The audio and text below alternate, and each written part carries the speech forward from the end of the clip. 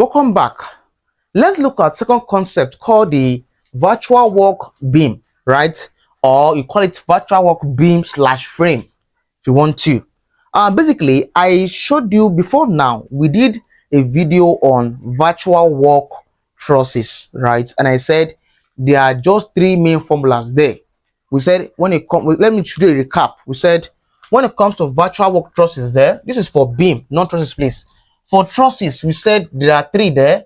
The first one is called the re-equation of virtual work, which is given as 1 dot change equal to what? Summation n into nl over a e. I gave you this last class.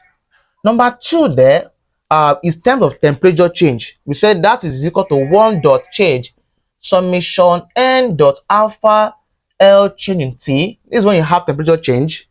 Also, the third one is given by fabricational error is equal to what? Summation n dot change in L. These are my formulas for virtual work trusses last class, right? And I said that you can combine everything in one, right? So let's look at virtual work beam. For this one here, put on place, we'll be looking at principle of virtual work for beams slash frame. Let me just try to proceed outside, please. We'll be looking at number 1, principle of virtual work for beam, right? Number 2, we're looking at, all right, let's look at this all concept under virtual work beam. When I gave it for the initial class we did, virtual work trusses, when I explained virtual work principle for you, I said your ability to what? You convert tree diagram to what? To what? A virtual, your diagram to convert to what? A virtual diagram. When I do something like this for you, this was 4 before, yeah? I converted it to what? To just 1 kilonewton. This is a what? A principle of virtual work in terms of trusses. Let's look at virtual work in terms of beam. Let's start the first one there. Let's start with the principle here too. The principle here to just convert, Abby. Same thing here, but this one is in terms of beam. So let's say I have, let's look at the first one there. Principle of virtual work for beam. So I'm saying that any question you are given in this topic, in this course, convert it. If you're given the original diagram, try to convert it to what? To a virtual diagram by changing the load to what? Just 1. So this becomes your last class concept. For this one now, let's say I have a beam in this way. Let's have a beam this way, right? I have a beam this way with a what? This load is refers to uniformly distributed load. This one is called a UDL. This kind of load is called UDL, W, which is the load. Let's say here is having a pin support and a pin support here, right? So basically, observe this. If I, from here to here, it's given as X, for instance. Let me say this is A, point A. I have a point here. So I have a deflection. The arrow comes down here, right? So I have this. I'm having this diagram here. My very first task is that this diagram here, I can simply draw out what? Draw out the virtual work, right? Virtual. This is the diagram. Let me draw the virtual diagram here. This is a beam in this case. Some was trusses there. Last class was trusses. For this beam now, if I have a beam this way, you said ignore the loads, right? And focus on what? Converting into what? Just 1 load. I'm coming. By the way, you know, my distance is not from here to here. It's just from this one. If I'm to draw this one, I should have something of this nature. Observe. If I'm to draw out this not from here to here is X. From it, if year to year was x, I should have used it this way, but year to year was x, so I should draw out what I'm having here. So I'm having something like this, something like this. Observe, um, observe this moment. Uh, from year to year is x, right?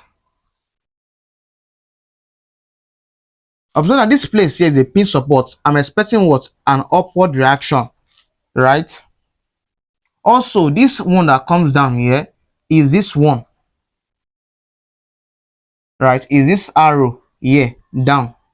This arrow here is this arrow down here, right? So I have this V and M. So just know that our focus here is just okay. Per se, I have a diagram here. This one goes here. So this angle form is called the theta, right? So if I'm to draw this virtual in terms of virtual, said we ignore the load, Abi. I will ignore the loads. So I have something of this nature. Here to here is Tx, right? So here now becomes 1. We said convert it. See this force here becomes 1. Anyway, I see force equal to 1. That's 1. So I have the A here. So you have this one in terms of virtual. Convert this one to terms of virtual. I should have something of this nature, right? Something of this nature. A V downwards, a clockwise movement.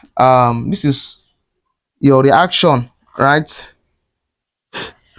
Capital R reaction. This is small r. Year to year is of course x. So just observe the basic concept behind principle of virtual work for beam is that I will try to convert my beam to what to convert to my real diagram. This is a real diagram, or perhaps real load if you want to. Real load. This call what there virtual load. Change it to 1. Anyway, you see the load, put it as 1. So that's the basic concept behind principle of virtual work for beam. So I have all this explanation here. All right, at this point now, there when it comes to virtual work for beam, let's just go straight to point. There are just two expressions there. We have the deflection slash distance equation of work of virtual work done in terms of beam.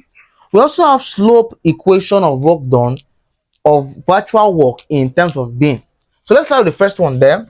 For equation, the equation of the flexion, or you call it what? Displacement. So in terms of what? Virtual work beam. So I have the as it's given as one dot change is equal to the integral of upper limit 1 and upper limit L, lower limit 0, M capital M over EI, right, dx. So I have this one here. Also for the slope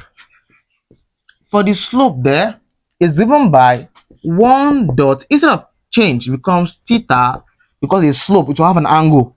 Theta is what integral of L 0 small m theta capital M over EI dx. So to memorize these two formulas is quite simple. They are both the same, but anywhere you see change, you put theta.